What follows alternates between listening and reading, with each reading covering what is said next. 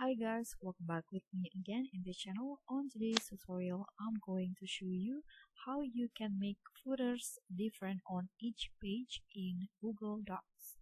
So here I've already opened my Google Doc in my computer, and you can see my file in here has already have a footer, and it's all the same in all pages like this.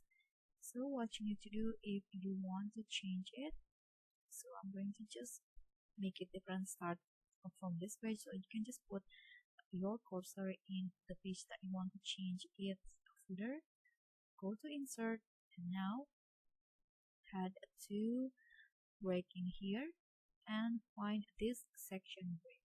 Tap on this, and after that scroll down and click on the header in here.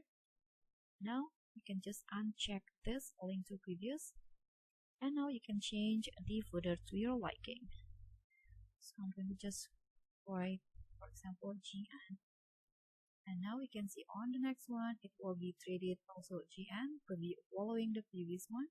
So let's see on the previous one Jane Eyre. So I'm going to change on the next one also this one. So click on the, you can just repeat the step, click on the cursor, go to insert, break, and section break continues.